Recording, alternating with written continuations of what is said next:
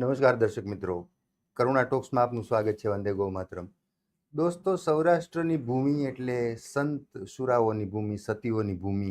આપણી કેટલી મોટી એક લોક પરંપરા છે. લોકગીતો, ભજનો, દુહા, છંદ, લગ્ન ગીતો, ધોળ, કેટલી બધી એક મોટી આપણે ત્યાં લોકસંગીતની સરવાણી વહે છે. એનું એક તત્વ એટલે ભજન. અને ભજન સાંભળીએ. ખાસ કરીને આજે વાત કરવી છે ગંગા સતીની. તો ગંગા સતીના ભજનો આપણે સાંભળીએ. 52 ભજનો ગંગા સતીના મળે છે એવું સંશોધકો કહે છે. તો ગંગા સતીના ભજનો સાંભળીએ એટલે આપણને એના ચરણમાં શીશ ઝુકાવવાની ઈચ્છા થઈ જાય. એના ભજનનો અર્થ સમજીએ જ્યારે, બહુ ગહન હોય છે અર્થ. ગંગા સતીના ભજનોનો અર્થ સમજીએ તો એમને ગંગા સતીને આપણે સાષ્ટાંગ દંડવત પ્રણામ કરવાની ઈચ્છા થઈ જાય. આટલા મોટા એના ચરિત્રો, એટલા મોટા સંતો સતીઓ, અને એવા ગંગા સતી એટલે આપણે ત્યાં સૌરાષ્ટ્રના જ એક સતી, લગભગ 130-40 વર્ષ પહેલાંની જ આ બધી વાત છે. તો ગંગા સતી વિશે વાત કરો. આજે ગંગા સતીના કેટલા બધા ભજનો આપણે, શીલવંત સાધુને વારે વારે નમીએ પાનબાઈ, વીજળીને ચમકારે મોતીડા પરોવો પાન, કેટલી સરસ વાતો ગંગા સતીએ જ્ઞાનની કરી છે, સામાન્ય શબ્દો દ્વારા, ભજન દ્વારા. તો આપણે એવું કહી શકીએ કે મીરાબાઈનું જેમ એક બહુ મોટા સતી તરીકે નામ છે ભારત વર્ષમાં, તો આપણે ગંગા સતીને પણ સૌરાષ્ટ્રના મીરાબાઈની તુલનામાં મૂકી શકીએ ચોક્કસપણે. એવું એમનું કામ છે. તો એવા ગંગા સતી વિશે વાત કરવા જાણીતા લોકગાયક, સંશોધક, મેઘાણી કથાકાર શાંતિભાઈ રાણીંગા અત્યારે મારી સાથે સ્ટુડિયોમાં ઉપસ્થિત છે. શાંતિભાઈ, આપનું સ્વાગત છે. નમસ્તે. નમસ્તે નિલેશભાઈ, દર્શકો નમસ્કાર. જી શાંતિભાઈ, ગંગા સતીજી, મેં પહેલાં કીધું એમ કે એમના ભજનો સાંભળીએ તો એમને દંડવત કરવાની ઈચ્છા થઈ જાય, અર્થ સમજીએ તો એના આપણું શીશ ઝુકાવવાની ઈચ્છા થઈ જાય એમના ચરણોમાં. તો ગંગા સતી વિશે આમ લોકો એના ભજન બહુ સાંભળ્યા હોય છે, એમના વિશે વાતો સાંભળી હોય છે, પણ થોડું એમનો જન્મ, થોડું એમનું જીવન, થોડી એમના વિશેની વાત, થોડીક પ્રાથમિક વાત ગંગા સતી વિશે કરો. નિલેશભાઈ, ગંગા સતી વિશે છે ને કેટલીક આમ સાચી ન કહેવાય એવો એક પ્રચાર થયો છે. જી જી. લોકોને એના વિશે ખબર નથી. અને દર્શક મિત્રો, તમને નવાઈ લાગશે, કેટલાક લોકો તો એને મધ્યયુગના અથવા પ્રાચીન કવિયત્રી ગણે છે, પણ એવું નથી. ગંગા સતી હમણાં જ થઈ ગયા. 1846માં ગંગા સતીનો જન્મ અને 1894માં એ ભગવાનના ધામમાં ગયા. બરાબર. એટલે કેટલા વર્ષ થયા? 48 વર્ષ. એટલે આમ જુઓ તો 1894 એટલે 131 વર્ષ પહેલા ગંગા સતી સમઢિયાળામાં ત્યાં હતા. આનો સીધો અર્થ છે. એટલે અર્વાચીન યુગના કવિયત્રી, ભલે ભજન એમને ફક્ત 52 લખ્યા છે, પણ 52 ભજનમાં એટલી બધી પ્રસિદ્ધિ એમને પ્રાપ્ત થઈ કે જેની આપણે કલ્પના ન કરી શકીએ. અને ભાણદેવ નામના એક વિદ્વાન લેખક છે, ભાણદેવજીએ તો એવું કીધેલું છે કે એને સૌરાષ્ટ્રના મીરા કેવું હોય ને તો કહેવાય. હાલ મીરા એટલે કોઈ એવું ચોક્કસ પાત્ર નહીં. મીરા એટલે જેને પ્રભુમાં પ્રેમ, પ્રભુમાં પ્રીતિ. દાખલા તરીકે ચિત્તોડગઢના આપણા જે મીરાબાઈ છે, જે રાજમહેલ છોડી અને શેરી ગલીમાં ઘૂઘરા પહેરી અને જે નાચવા માંડ્યા અને પ્રભુ પ્રત્યે તલ્લીન થઈ ગયા, એવા કયા કયા સ્ત્રી પાત્રો? તો એમણે એક આંડાલ નામ આપ્યું છે, આંડાલ, સાઉથ દક્ષિણ ભારતમાં. પછી એક લલેશ્વરી દેવી કાશ્મીરમાં, એ નામ આપ્યું છે. પછી એક નામ આપ્યું છે આપણા ગંગા સતી, એટલે સૌરાષ્ટ્રની મીરા આપણા ગંગા સતી. હવે 131 વર્ષ પહેલા થઈ ગયા ગંગા સતી. અને એનું જન્મસ્થળ, નિલેશભાઈ, આપણે હવે એકવાર વાત કરી હતી કે ગંગા સતીનું જન્મસ્થાન છે ને એ પાલીતાણાથી 35 કિલોમીટર દૂર એક રાજપરા ગામ છે. અને એમની શાખા સરવૈયા, એ દરબાર હતા, રાજપૂત. સરવૈયા શાખાના હતા જે ભાઈજી ભી સરવૈયા, એ એના પિતા, અને રૂપાળીબા એ એના માતા. એને કુખે 4 દીકરા અને 1 દીકરી થઈ. આ દીકરી એટલે ગંગા સતી. બરાબર. હવે એ ત્યાં હતા. અને પછી તો નિલેશભાઈ કેટલી બધી ઘટનાઓ બની કે ગંગા સતીની, પણ વધારે પ્રખ્યાત નામ સમઢિયાળાનું છે. અલબત્ત રાજપરાનું પણ છે જ, પિયરનું, કારણ કે ત્યાં એમણે વાવેલો લીમડો હજી છે. અને લોકો ત્યાં પણ દર્શન જાય છે. અને ત્યાં બાજુમાં એક રાણપરડા ગામ છે, ત્યાં ગંગા સતી અને એના પતિ કરસંગ ભગત એકવાર ગયા તો એમના ચરણ અને પાદુકા ત્યાં એ લોકોએ રાખી મૂક્યું, નિશાની. એટલે લોકો આજે પણ એના દર્શન કરવા જાય છે. કેટલા મહાન પાત્રો તમે જો તો ખરા. વાહ શાંતિભાઈ, સરસ. અચ્છા, હવે થોડુંક મારે એ પણ જાણવું છે. થોડુંક સૌથી પહેલા તો મૂળભૂત રીતે તમે લોકગાયક છો, લોક સાહિત્યના સંશોધક છો, આકાશવાણીમાં વર્ષો સુધી તમે સંગીત વિભાગના વડા તરીકે પણ કામ કર્યું છે. તો કેટલા બધા ગંગા સતીના આ બધા ભજનોના સંપર્કમાં તમે આવ્યા હોય, કોઈ મોટા મોટા કલાકારોના રેકોર્ડિંગ તમારા માધ્યમથી થયા હોય. ગંગા સતીનું એકાદું ભજન સૌથી પહેલા એની એક ઝલક આપી દો, પછી આપણે આગળ વાતો કરીએ. નિલેશભાઈ, દર્શક મિત્રો, ગંગા સતીના જે કેટલાક ભજનો બહુ જ પ્રખ્યાત છે ને, જી એમાંનું આ એક છે જે આપે અવશ્ય સાંભળ્યો હશે. જી મેરુ રે વાહ. ડગે પણ જેના મનડા ડગે નહીં પાનબાઈ, એ ભલે ભાંગી પડે બ્રહ્માંડ, વાહ. વિપત પડે એ જીવન સે નહીં ને, સોરી મારા હરિજનના પ્રમાણ. એ હરખની શોકની નાવે જેને હેડકી, શીશ તો કર્યા રે કુરબાન. સદગુરુ વચનમાં એ સુરા થઈને હાલે ને, એ જેને મેલા એ અંતરના એ માન, એ માન. વાહ. આ એક એક શબ્દનો અર્થ કરવા બેસીએ જી તો 50 પાના આપણે આના વિશે લખી શકીએ. પણ દર્શક મિત્રો, જો કે હજી કોઈએ પીએચડી કર્યું હોય ગંગા સતી પર એવું યાદ નથી, ગમે તે કારણોસર એના ઉપર એમફિલ થયું છે. હવે તો એમફિલની ડિગ્રી બંધ થઈ ગયા, તો જૂના વખતની વાત છે. અમારા રેડિયોમાં એક ભજનીક આવતા, એનું નામ મુગટભાઈ જોશી. જી નિલેશભાઈ, મુગટભાઈ ભજન ગંગા સતીના ભજન માટે ઓથોરિટી ગણાતા. અચ્છા. હા, એને શરૂઆતમાં રેડિયોમાં અમારા અધિકારી ચંદ્રકાંત ભટ્ટની ઈચ્છા થઈ કે ગંગા સતીનું ભજન કોઈ ગાય, તો કે મોરબીમાં એક મુગટભાઈ છે. પછી રેડિયો પર આવ્યા અને પછી તો અમારા સ્ટાફમાં રહી ગયા. બરાબર. હવે આ એક એક તમે ભજન જુઓ ગંગા સતીના, પણ એની પહેલા આપણે એક થોડીક નાનકડી વાત આપણે પાનબાઈની કરી લઈએ. જી પાનબાઈની તમે એકવાર મને વાત કરતા હતા, ખબર છે જી નિલેશભાઈ? જી કે એ પાનબાઈ કે ગંગાબાઈ જ્યારે 18 વર્ષના થયા એટલે પિતા ભાઈજીભી સરવૈયા અને માતા રૂપાળીબા એનું ઠેકાણું ગોતવાને માટે બધે પ્રયત્ન કરતા હતા. એમાં સમઢિયાળાથી ઠેકાણું આવ્યું. હવે એ ગોહિલ શાખાના દરબાર, એનું નામ કલભા ગોહિલ, અને કલભા ગોહિલના ધર્મપત્ની એટલે વખતુબા, અને એમના દીકરા એનું નામ કહરસંગ ભગત. બરાબર. એટલે કહરસંગ ભગતનું માગું ગયું અને એને ખબર પડી કે આ કુટુંબ પણ સમઢિયાળાનું બહુ ધાર્મિક અને સંસ્કારી છે, તો આવા કુટુંબમાં આપણે દીકરી દઈએ તો આપણને સારા સગા મળે ને આપણી દીકરી સુખી થાય. એટલે પરણીને અહીંયા આવ્યા. પણ એ પેલા નાનકડી બહુ મહત્વની ઘટના બની ગઈ કે દરબારના કુટુંબમાં નિયમ પ્રમાણે દાસ દાસી કઈ જોતું હોય ભેગું તો દીકરીને આપતા. એટલે ગંગાબાઈને પૂછ્યું કે તમારે કઈ સાથે લઈ જવું છે, તો કે આ પાનબાઈ, ત્યારે એને પાનકી કહેતા. એ પાનકી એટલે અમીરભાઈ પઢિયારની દીકરી, અને એના જેવડી જ ઉંમરની હતી. આમ તો વડારણ કહેવાય, પણ વડારણ તરીકે પાનબાઈ એનો ભેગા આવ્યા. ક્યાં આવ્યા? સમઢિયાળા. પરણીને સમઢિયાળા એટલે રાજકોટથી લગભગ 115 કિલોમીટર, ઢસાની બાજુમાં, બરાબર? એટલે ત્યાં પરણીને આવ્યા. પણ એની પહેલા નિલેશભાઈ એક બહુ મોટો પ્રશ્ન એ છે કે કહરતંગ ભગત વિશે પણ કેટલીક ગેરમાન્યતાઓ હતી. હા, તમે પણ મને કઈ એકવાર વાત કરતા હતા ફિલ્મની. હા, એટલે એમાં તો બહુ જુદી રીતે બતાવ્યા છે, પણ વાસ્તવમાં એવું નથી ને.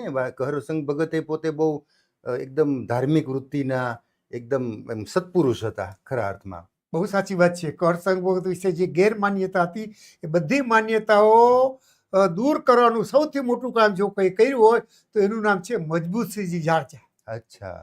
હા, મજબૂતસિંહજી જાડેજા એ ગામના પોલીસ અધિકારી. હા, પોલીસ અધિકારી. વાહ. એ વખતે ડીઆઈજી, પણ ડીઆઈજી એટલે એ વખતે ડીઆઈજી નો હોદ્દો આખા સૌરાષ્ટ્રના હેડ નો હતો, deputy inspector general of police.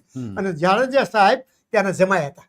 તો સાહેબ એકવાર ને મોટો ઉત્સવ જોયો ને, ત્યારથી સાહેબના મનમાં ઠસી ગયું કે મારે ગંગા સતીના જીવન ઉપર એક પુસ્તક લખવું છે, સંશોધન કરી. અને રિટાયર થયા પછી સાહેબે 3-4 વર્ષ સુધી એની પાછળ જ પડ્યા રહ્યા અને 300 લોકોના એને ઇન્ટરવ્યુ લીધા. અચ્છા. હા, અને ઇન્ટરવ્યુ લઈ અને બધી માહિતી મેળવી. અને એમાં આપણને ખબર પડી કે કહરસંગ ભગત પોતે પણ ધાર્મિક હતા. હા, જે લોકો એવું માનતા કે એનું જીવન બહુ સારું નહોતું, અવ્યવસ્થિત જીવન હતું, ઇટ ઇઝ ઓલ રોંગ. એ કોઈ સાચી વસ્તુ નથી, પણ કહરસંગ ભગત હતા. એટલે તો તમે જુઓ, આપણા સંત સાહિત્યમાં જેમ ગંગા સતીના ભજન 52 મળે છે, એમ કહરસંગ ભગતના પણ આપણને 7 ભજન મળે છે. અચ્છા. સંતભાઈ, એક સરસ બીજું પણ ભજનની ઝલક આપી દો. સરસ મજાનું એક તો તમે સંભળાવ્યું. કેવા સરસ શબ્દો છે. વેદમાં જે જ્ઞાન આપ્યું હોય, શાસ્ત્રોમાં જે જ્ઞાન આપ્યું હોય, એ ગંગા સતીના ભજનોમાં છે. હરખને શોકની જેને નાવે હેડકી, કેવા સરસ શબ્દો છે. અદ્ભુત. આપણને એમ થાય કે એટલે કેટલી મોટી વાત. જે શાસ્ત્રો, આપણા ધર્મશાસ્ત્રો જે વાત કરે છે કે ભાઈ તમે હરખ, તમને કોઈ પણ પ્રકારનું સુખ આવે તો બહુ છકી ના જવું અને દુઃખમાં બહુ નિરાશ નહીં થઈ જવું, એને કેવી રીતે ગંગા સતીએ આ વસ્તુ રજૂ, હરખને શોકની જેને નાવે હેડકી, અને અંતરના માન મૂકી દેવા. કારણ કે માન સન્માનની અપેક્ષા રાખીએ તો ક્યાંક દુઃખનું કારણ બને, મને માન ના મળ્યું, મને બોલાવ્યો નહીં, આમ થયું તેમ થયું. કેટલી મોટી વાત આપણા આ સતીઓ સંતો કરે છે. એકાદું સરસ બીજી ઝલક એટલે પણ. દર્શક મિત્રો, નિલેશભાઈ બહુ મોટી વાત કરી આપણને કે વેદાંત દર્શન જેવા ગહન વિષયનું લોકવાણીના માટીના પાત્રમાં ગંગા સતીએ દોહન કર્યું. વાહ. હા, લોકવાણી એટલે ગામડાના લોકો સમજી શકે એવા. હમ. આ મને એક ભાઈ પ્રશ્ન કરેલો, મને કે ગંગા સતી ભણેલા? મેં કીધું ના, હાવ ભણ. ગંગા સતી જરાય ભણ્યા નતા, એને વાંચતા લખતા આવડે નહીં. એટલે આ જે ભજન છે ને એને લખ્યા નથી, એ ભજન ગાયા છે. હા, ગંગા સતી 52 ભજન ગાયા છે. ધારો કે એક ભજન છે એનું કે ભગતિ કરવી રાખ થઈને રેવું પાનબાઈ, મેલવું અંતરનું અભિમાન, સદગુરુ ચરણમાં શીશ રે નમાવી, એ કર જોડી લાગવું એ પાય, જાતિ પણ છોડી એ અજાતિ થાવું પાનબાઈ, એ કાઢવો વરણ એ વિકાર, જાતિ પાતી નહીં એ હરિના દેશમાં, જાતિ પાતી નહીં એ હરિના દેશમાં, એવી રીતે રહેવું નિર્માન નિર્માન, કોઈ માનની અપેક્ષા ન રાખે. કેટલી મોટી બધી ફિલોસોફી કહી દીધી ગંગા સતીએ કે ભક્તિ કરવી એને રાખીને રહેવું. ભક્તિ એટલે ભગવાનનું ભજન કરવું. એટલે તમે પૂજા પાઠ કરો, માળા ફેરવો, ભગવાનની આ પણ એક જાતની ભજની ભક્તિ છે. ભજન કેટલો મોટો શબ્દ છે. મકરંદભાઈ દવે વાત કરી છે ને, સાંઈ મકરંદ દવે, કે ભજન કરે ઈ જીતે મનવા, વજન કરે ઈ હારે. જે વજન કરે ઈ હારે, ભજન કરે ઈ જીતે. એટલે એ ગંગા સતીએ કીધું એને રાખ થઈને રહેવું. રાખ એટલે રાકા નહીં, રાખ એટલે રંગ, રંગ નમ્ર વિવેકી, આવા થઈને જે માણસ રહે તો એને ઈશ્વર જલ્દી પ્રાપ્ત થાય. એટલે જ્ઞાન માર્ગ, ભક્તિ માર્ગ અને યોગ માર્ગ ત્રણેય જગ્યાએ ગંગા સતીએ પોતાના ભજનોમાં ત્રણેય માર્ગનો ઉલ્લેખ કર્યો છે. એટલે આપણને પ્રશ્ન થાય, જો ગંગા સતી ભણ્યા નથી તો આ બધા પુસ્તકોનો એને અભ્યાસ કેવી રીતે કર્યો છે? આમને પુસ્તકનો અભ્યાસ કરવાનો હોય નહીં. કારણ કે જે સંત છે એને ત્યાં કોણ આવે? જ્ઞાનીઓ આવે, સંતો આવે. એટલે એ સંતો પાસેથી ઉપદેશ અને બધી વાતો સાંભળી અને ગંગા સતીએ આખા આપણા ભજનનો ઉલ્લેખ કર્યો છે. હવે આમાં એક બીજો મોટો પ્રશ્ન છે દર્શક મિત્રો, તમને નવાઈ લાગશે કે આમાં દર કડીએ પાનબાઈ શબ્દ શું કામ આવે છે? કે કરસંગ ભગતના જીવનમાં એક ઘટના બની કે કરસંગ ભગત નદીએ નાવા જતા હતા અને ગાય મૃત્યુ પામી હતી. એનો માલિક રોતો હતો, એટલે કોઈએ ટીકા કરી, ઓલા વ્યંગમાં બોલ્યા કે આ ભગત હમણાં તારી ગાયને હાજી કરી દેશે. એટલે કરસંગ ભગતે તરત જ પાણીની અંજલી છાંટી અને ગાય હાજી થઈ ગઈ અને ગાય ઊભી થઈને વહી ગઈ. હવે કરસંગ ભગતે આ શું કામે આ કૃત્ય કર્યું હતું? પેલા લોકો જે કટાક્ષમાં બોલ્યા હતા ને એના જવાબમાં જાડેજા સાહેબે પોતાના પુસ્તકમાં ઉલ્લેખ કર્યો. અચ્છા, જાડેજા સાહેબના પુસ્તકમાં આ ઘટના છે. આ ઘટના છે. આવી બધી કેટલી બધી ઘટના છે. જાડેજા સાહેબે તો કરસંગ ભગત વિશે એટલી બધી મોટી માહિતી લખી છે કે તો એમને હાથ ભજન આપણને મળ્યા. અચ્છા, પછી ઘરે આવીને ગંગામાને વાત કરી કે આજે એક ઘટના બની, મેં ગાયને હાજી કરી કે કેટલાક લોકો આવું બોલ્યા ને એટલે કે તમારે આ કૃત્ય કરવાની જરૂર નથી. ભગવાન જે સિદ્ધિ આપણને આપે ને એ સિદ્ધિ માટે આવો ઉપયોગ ન કરાય. કારણ કે જીવન ને મૃત્યુ ઈશ્વરના હાથની વાત છે. પણ ભલે જે થવાનું હોય તે થઈ ગયું. પછી ગમે એ કારણોસર 3 દિવસ સુધી એક જગ્યાએ અંતર ધ્યાન થઈ અને બેઠા. કોણ? કરસંગ ભગત. અને પછી એને એકવાર વિચાર આવ્યો કે હવે મારું જીવન પૂરું થયું એટલે મારે સમાધિ લેવી છે. તો સમાધિ લ્યો તો પછી ગંગા સતી કે ગંગાબાઈ કે હું પણ સમાધિ લઉં. જો તમે મારી સાથે સમાધિ લ્યો તો તમારી સાથે જે આ પાનબાઈ આવી છે, હવે તમારી શિષ્યા બની છે, એને પરમોદકો, એને ઉપદેશ આપો. અને પછી તમે અને પતિના એક એક શબ્દની આજ્ઞા પાળનારા ગંગાબાઈએ પોતાના પતિની આ આજ્ઞાનું પણ પાલન કર્યું. કઈ આજ્ઞા? એની સાથે સમાધિમાં નહીં જવાની આજ્ઞા. હા, અને રોજ સવારે ઉઠીને એક પદ એને સંભળાવ્યું. કોને? પાનબાઈને. એટલે છેલ્લે પાનબાઈ શબ્દ આવે છે. જો આ કૃષ્ણએ જે અર્જુનને ગીતા કીધી એ અર્જુનને આમ નથી કીધી, સમાજને આપણને બધાને કીધી છે. એટલે તો ગાંધીજી કહેતા ને કે મારા જીવનનો કોઈ પણ પ્રોબ્લેમ કોઈ પણ સમસ્યાનો ઉકેલ મને આમાંથી મળે છે. એટલે ગંગા સતીના 52 ભજનો તમે જે વાંચો, મેં આ બધા ભજન વાંચવાનો દર્શક મિત્રો પ્રયત્ન કર્યો છે. એક થી એના ઊંચા શબ્દો આપણને એમ થાય કે આપણા આખું જીવન જાણે કે આપણું તરી જાય. એટલે આ ગંગા સતી આવા 52 ભજન આપણને નિલેશભાઈ પાસે અદભુત. અને એક ભજન તો એવું છે દર્શક મિત્રો કે આપણને એમ થાય કે ગંગા સતીને ખબર કેવી રીતે પડી. પદ્માવતીનો જયદેવ સ્વામી પાનબાઈ એનો પરિપુરાણ કહું તમને ઇતિહાસ. એકાગ્ર ચિત્તે એ સાંભળો ને પાનબાઈ એ તો થયા હરિના એ દાસ.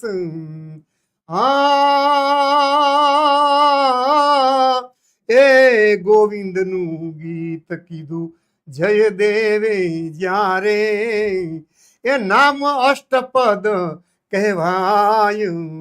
પદ પદ પ્રતે એ ભક્તિ રસ પ્રગટો જેથી પદ્માવતી સજીવન થાય. હવે પદ્માવતી અને જયદેવ જે બંગાળના મહાન કવિ થઈ ગયા અને ગીત ગોવિંદ લખ્યું, કૃષ્ણ અને રાધાની કૃષ્ણ લીલાનું વર્ણન એને કર્યું. આટલી બધી માહિતી ગંગા સતીના જીવનમાં કેવી રીતે આવી શકે એની કલ્પના તો કરો. એટલે ગંગા સતીનું જ્ઞાન એટલું બધું ઊંડાણવાળું હતું કે જેની આપણે કલ્પના ન કરી શકે. એટલે હું તો દર્શક મિત્રો બધાને કહું છું કે એક વખત સમય મળે ને તો સમઢિયાળા જઈ અને આ જગ્યાને આપણે દર્શન કરવા છે. અચ્છા સંતભાઈ, આનો સીધો અર્થ હું તમારી વાત ઉપરથી એટલો સમજુ છું, જાડેજા સાહેબે જે રીતે પુસ્તકો લખ્યા એમાં જે વાતો કરી, આપણે ગંગા સતીના ભજનો સાંભળીએ, એનો અર્થ કરવાનો આપણી બુદ્ધિ પ્રમાણે પ્રયાસ કરીએ, તો મને એવું લાગે કે ગંગા સતીના ભજનો સમજવા માટે આપણે પાનબાઈની કક્ષાએ જવું પડે. હા, પાનબાઈની કક્ષાએ જવું પડે, બરાબર છે. આપણે તો અડધો ટકો કે 1% જ આમાં સમજી શકીએ છીએ, પણ જ્યારે પાનબાઈ એની સામે બેસીને ગંગા સતી જ્યારે આ ભજનો ગાતા હશે, પાનબાઈ સાંભળતા હશે, એ દ્રશ્ય કેવું હશે, વાતાવરણ કેવું હશે અને પાનબાઈની મનોસ્થિતિ કેવી હશે. એટલે ખરેખર તો આ ભજનો સમજવા માટે આપણી અંદર એક વખત પાનબાઈનો આત્મા ઉતારવો પડે, મને એવું લાગે. આ વાત તો નિલેશભાઈ બહુ 100% વાત સાચી છે. કારણ કે જ્યાં સુધી શ્રોતા પાનબાઈ જેવા ન બને, જેમ કુરુક્ષેત્રના મેદાનમાં અર્જુન જેવો શ્રોતા ન બને, તો સંભવ છે કે ભગવાનના હૃદયમાંથી કદાચ ગીતાનો આવો ઉલ્લેખ ના પણ થયો હોય. એટલે પાનબાઈએ 52 દિવસ સુધી ભજન ગાયા. કોણે? ગંગા સતી. રોજ સવારે ઉઠીને એક ભજન ગંગા સતીએ પાનબાઈને સંભળાવ્યું અને પાનબાઈએ એકાગ્ર ચિત્તે પોતાનું ધ્યાન રાખી અને એ ભજનો સાંભળ્યા. એટલે તો એક જગ્યાએ કીધું છે ગંગા સતી કે એકાંતે બેહીને અલખને આરાધો તો તમને નકળંગ પ્રસન્ન થાય. એક શાંત જગ્યાએ તમે 6 મહિના સુધી બેસો. જેમ આપણે કહીએ છીએ ને હેનરી થોરો, અમેરિકાના હેનરી થોરો જંગલમાં વોલ્ડન નદીને કાંઠે 2.5 વર્ષ સુધી એકાંત માર્યા અને એવા અદ્ભુત વિચાર આવ્યા કે ગાંધીજીએ પણ એ થોરોમાં ગુરુના દર્શન કર્યા હતા. એટલે આ ગંગા સતીએ આવી આપણને અદ્ભુત આખી વાતો કરી છે. એટલે જ્યાં સુધી પાનબાઈ જેવી દ્રષ્ટિ આપણામાં પ્રાપ્ત ન થાય ત્યાં સુધી આપણને આના ભજન સમજાય પણ નહીં. હું પોતે મને એટલું બધું ગંગા સતી પાનબાઈના ભજનમાં રસ છે કે હું ઘણીવાર એના ભજન લઈને બેસું. પછી જે બધા વિદ્વાન કેટલાક પુસ્તક લેખકો થઈ ગયા છે, જામનગરમાં અનસુયાબેન ગોરચા થઈ ગયા, એણે સરસ લખ્યું છે. પછી ધૈર્યચંદ્ર બુદ્ધ, એમણે સરસ પુસ્તક લખ્યું છે. લક્ષ્મણરાય ગઢવીએ લખ્યું છે. પછી ભાણદેવજીએ અદ્ભુત પુસ્તક લખ્યું છે. આ બધા પુસ્તકોમાંથી ગોતી અને શબ્દનો તાળો મેળવવાને હું પ્રયત્ન કરું છું. તો પણ ઘણીવાર ક્યાંક તાળો આપણો ના મળતો હોય ને એવું લાગે. આપણને એમ થાય કે લોકોની વચ્ચે બોલશું તો લોકો કોઈ પ્રશ્ન કરશે તો આપણે શું કહેશું. હવે આ નવધા ભક્તિની વાત કરી, તો નવધા ભક્તિની ગંગા સતીને ખબર. નવધા ભક્તિમાં નિર્મળ રેવું એ રાખવું એ વચનમાં વિશ્વાસ. વચન એટલે ગુરુ મંત્ર. કોઈ પણ ગુરુ પોતાના શિષ્યમાં શક્તિનો સંચાર કરે, એ શક્તિનો સંચાર કરતી વખતે જે મંત્ર બોલે ગુરુ, જે ઉપદેશ આપે એને ગંગા સતી વચન કહે છે. આ ગંગા સતી એને વચન કહે છે અને તુલસીદાસ એને નામ કહે છે અને કબીર સાહેબ એને શબ્દ કહે છે. શબ્દ એ બ્રહ્મ છે. એની તાકાત તો તમે જુઓ કે શબ્દ કે મારે મર ગયે શબ્દે છોડી દીધા રાહ. જેને શબ્દને વિચાર્યા એના સુધરી ગયા કાચ. વાહ. આ આખી મોટી બધી જબરજસ્ત ઘટના છે. જી એટલે ગંગા સતી અને પાનબાઈ અને કરસંગ વગર પછી તો અહીંયા લોકોનો દરબારગઢમાં ધસારો થવા માંડ્યો. કદાચ એવું કારણ હોઈ શકે. અને એને કારણે પછી વાડીમાં પછી તે રહેવા ગયા. એમાં એક ગુદરદાસજી નામના એક દલિત સાધુ ત્યાંથી ભજન ગાતા ગાતા નીકળ્યા અને આ દંપતી એને બોલાવ્યા. કોણે? કરસંગ ભગત અને ગંગા સતી એ બોલાવ્યા કે અહીંયા આવો તો ભગત, આ ભજન ગાઓ છો? તો કે હા, ભિક્ષા માગે ને મારું કુટુંબ ચાલે. તો પછી એક કામ કરો, તમે આશ્રમમાં જ રહ્યો, આપણે બધા હારે ભજન ગાશું ને અમે ગાય ને તમે ગાઈએ.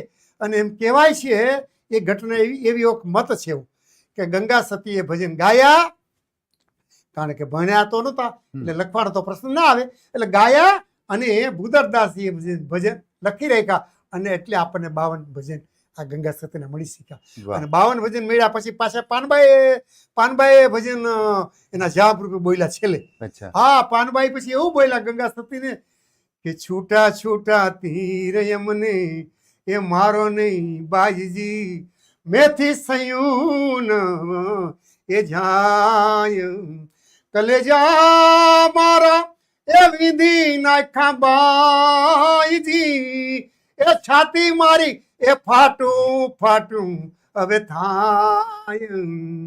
ત્યારે ગંગા સતી પાનબાઈને જવાબ આપે છે કે અરે પાનબાઈ, હજી તમને બાણ લાગ્યા નથી. બાણ એટલે શબ્દરૂપી બાણ, શબ્દરૂપી તીર. કે બાણ રે વાગ્યાની હજી તમને એ વાર છે પાનબાઈ, એ બાણ રે વાગ્યા હોય તો તમારાથી બોલાય નહીં. વાહ. પછી તો તમે બોલી જ ના શકો, તમે એક જગ્યાએ શાંત થઈ અને ભગવાનનું આખું ભજન કરી શકો. એટલે ગંગા સતીના ભજનોમાં એટલો બધો ભક્તિ, એટલું બધું યોગ, એટલું બધું જ્ઞાન કે જેની આપણે કલ્પના ના કરી શકીએ. અને 52 ભજનો વિશ્વભરમાં ફેલાઈ ગયા. તમે જુઓ, જી જી કોઈ સંતવાણી કાર્યક્રમ એવો ન હોય કે જ્યાં ગંગા સતીનું ભજન ના ના ગવાય. ગવાતું. અચ્છા. હા, સંતભાઈ, એક જ ઢાળમાં એક જ રાગમાં, એટલે શાસ્ત્રીય વાત કરીએ એટલે દર્શકોને એક બહુ શાસ્ત્રીય રાગ અરે બહુ એટલી બધી લેવા દેવા નથી, પણ એમ કમ્પોઝિશનની વાત કરીએ, ઢાળની વાત કરીએ તો જે ભજનો અત્યારે સાંભળવા મળે છે, તમે જેમ કે અત્યારે 5-6 ભજનોનો એક ઝલક આપી, ઉલ્લેખ કર્યો, એક જ ઢાળના બધા છે, તો એની પાછળ કોઈ ખાસ રહસ્ય છે? કોઈ? હવે એમાં છે નિલેશભાઈ બહુ સારો પ્રશ્ન કર્યો છે. હમ. પણ મારો અભ્યાસ ગંગા સતી પાનબાઈ, હું છેલ્લા 2-4 વર્ષથી રસ લઉં છું ગંગા હમ. સતી પાનબાઈમાં. એના પુસ્તકો વાંચ્યું, ક્યાંક ક્યાંક બોલવાની તક મળે, ગાવાની તક મળે. પણ મને થોડુંક એવું લાગે છે કે ગંગા સતીએ તો પોતાની રીતે ગામડાના લોકો બધા સમજી શકે આ વેદ ઉપનિષદ વગેરે વગેરે, એટલે એવી ગામઠી તળપદી ભાષામાં લખી નાખ્યું. પણ પછી કોઈ કલાકારોએ કે સાહિત્યકારોએ એને મેળવવાનો પ્રયત્ન કર્યો છે. કારણ કે આ ભૂપાલી રાગમાં જે ભજન ગવાય છે એ ભૂપાલી રાગની ગંગા સતીને તો ખબર હોય જ નહીં. એ વખતે તો કેવી રીતે ખબર હોઈ શકે ગંગા સતીને? કારણ કે એમને તો કઈ શાસ્ત્રીય સંગીતનો અભ્યાસ કર્યો જ નથી. પણ ગાયકોએ પછી એના એ ઢાળમાં મેળવી જોયું અને પછી બે ચાર ભજન ગાયા હશે ગંગા સતીના. પછી જોયું કે આ તો બધા ભજન ગંગા સતીના આમાં મળે છે. જો કે દર્શક મિત્રો એક પાછી વાત દીધી છે કે અમારે મુગટભાઈ જોશી રેડિયોમાં હતા ને, એણે થોડોક એક બહુ સરસ ચેન્જ, બહુ પરિવર્તન કર્યું છે. હા, દાખલા તરીકે ઓલું ભજન છે ને, વીજળીને ચમકારે મોતીડા પરોવા પાનબાઈ, એ અચાનક અંધારા થાય, જોતરે જોતામાં દિવસો એ વયા રે જાશે, 21,600 ને 1 ખાન. ત્યાં મુગટભાઈ શું કર્યું છે, જ્યોતરે જ્યોતામાં ભૂપાલી રાગથી થોડા દૂર થયા મુગટભાઈ, અને એમનું સૌંદર્ય કેટલું સરસ છે. આપણી બહેનો આ ભારતી વ્યાસ અને આ બધા જે લલિતાબેન ને મીનાબેન જે ગાય છે એ બધા આ રીતે ગાય છે. એમાં મ આવે છે અને ધ કોમળ આવે છે, પણ એ બહુ સરસ લાગે છે. અને એમાં મોટા મોટી વાત સંગીત કરતા પણ એ છે કે વીજળીને ચમકારે મોતીડા પરોવેલો પાનબાઈ, અચાનક અંધારા થશે. વીજળીનો ચમકારો 5-7 સેકન્ડ રહે અને તમારે હોયની અંદર દોરો પરોવો હોય અંધારામાં, તો તમે એ પ્રકાશમાં તમે પોરવી લ્યો. પ્રકાશ કેટલી વાર હશે વીજળીનો, આકાશની વીજળીનો? 5 કે 7 સેકન્ડ. અને એમાં તમે જો નહીં પોરવી શકો તો અંધારું થઈ જશે. એટલે એમ ગંગા સતી કહેવા માંગે છે કે તમારા યુવાવસ્થામાં તમે પ્રભુનું સ્મરણ નહીં કરી લ્યો તો વૃદ્ધાવસ્થામાં તમારું શરીર પણ નહીં હાલે અને ક્યારે મૃત્યુ આવી જશે એની ખબર નહીં પડે. એટલે માણસે બને ત્યાં સુધી પોતાનું શરીર હાલે ને ત્યાં સુધી ઈશ્વરને પ્રાપ્ત કરવાના માટે પરમ તત્વની પ્રાપ્ત કરવાના માટે કરી લેવું જોઈએ. એટલે તો ગંગા સતી કહે છે કે 21,600 ને કારખા. તમે જુઓ 21,600 24 કલાકનો તમે શ્વાસ લ્યો તો એ શ્વાસની સંખ્યા 21,600 થાય. ઘણી વાર આપણને આશ્ચર્ય થાય કે ગંગા સતી આ ગામડાના અભણ મહિલા એમને કેવી રીતે ખબર પડી કે શરીરના શ્વાસ 21,600 છે અને જીવનના દિવસો પણ એ વખતે 60 વર્ષનું આયુષ્ય હતું તો 60 વર્ષના દિવસો પણ 21,600 ગણાતા. એટલે એ ગંગા સતીએ તો એના એકેય ભજનમાં જે અદ્ભુત. હવે એક ભજન તો એણે એવું ગાયું છે કે અભ્યાસ જાગ્યા પછી બહુ ભમવું નહીં, નરે એવું ભેદવાદીની સાથ. કે અભ્યાસ જાગ્યા પછી એ બહુ ભમવું નહીં ને ન રેવું ભેદવાદીની એ સાથ. એકાંતે બેહી લખને આરાધે એની નકળંગ એને પ્રસન્ન થાય. ભેદવાદી યારે ન રહેવું, જે ઘડીક આમ બોલે ઘડીક તેમ બોલે, આવા લોકોની વચ્ચે રહેવાનો પ્રયત્ન ન કરવો. એટલે તો એણે કીધું છે ને કે જે લોકોનું જીવન ચોખ્ખું હોય, જેના વિચારો ચોખ્ખા હોય, આવા લોકોનો જ આપણે સંગ કરવાનો પ્રયત્ન કરવો. બીજા લોકોની સાથે આપણી ઉઠક બેઠક પણ ન રાખવી. ગંગા સતીએ તો માણસના જીવનમાં એટલી બધી. અને પાનબાઈ પછી તમે જુઓ, હમણાં આપણે ગીત ગાયું ને છૂટા છૂટા તીર મારનો બાજે, એ પાનબાઈ ને પણ 3 ભજન. અને બીજું કરસંગ ભગત, એ પણ આપણે ક્યારેક ભવિષ્યમાં બોલશું. પણ કરસંગ ભગત જે 7 ભજન લખ્યા છે એ ભજનનું તો નિલેશભાઈ એટલું બધું ઊંડાણ છે. મેં જોયું કે અદ્ભુત એમાં જે તળપદી શબ્દો મૂક્યા છે. હું તો એમ કહું છું આપણા દર્શક મિત્રોને તેમ જેમ ગંગા સતીના ભજનનો તમે અભ્યાસ કરો એ જ રીતે કરસંગ ભગતના ભજનનો અભ્યાસ કરવાનો પણ પ્રયત્ન કરજો. એના એક એક શબ્દના અર્થ અદ્ભુત છે.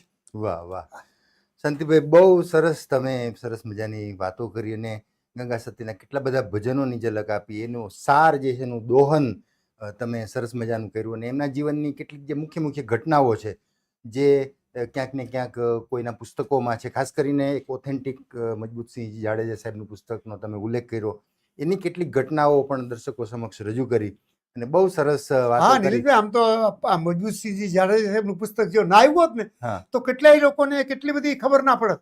લોકો પાનબાઈને એની પુત્રવધુ માનતા હતા, પણ સાહેબે એવું બતાવ્યું આપણને કે એને 2 દીકરી હતી. એટલે પુત્રવધુનો તો પ્રશ્ન કેવી રીતે આવે? એ મોટા દીકરી બાયરાજબા છે એ લખતર પાસે દેવળિયામાં પરણાવ્યા.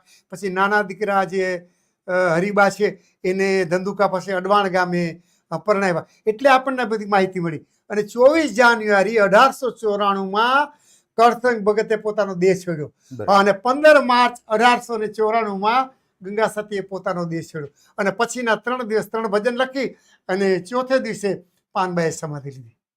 કેટલી બધી સરસ માહિતી તમે એક ઓથેન્ટિક પુસ્તકના આધારે દર્શકોને આપી અને સરસ મજાના ભજનો ગંગા સતીના છે ગાયા અને એનો અર્થ સમજાવવાનો પ્રયાસ કર્યો.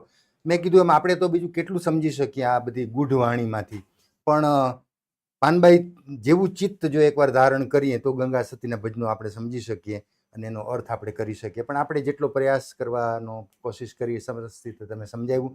મિત્રો, ફરી પાછા શાંતિભાઈનો આભાર વ્યક્ત કરીને કોઈ નવા વિષય સાથે, નવા વિષયના તજજ્ઞો સાથે મુલાકાત કરશું. ત્યાં સુધી રજા આપશો. નમસ્કાર. નમસ્તે.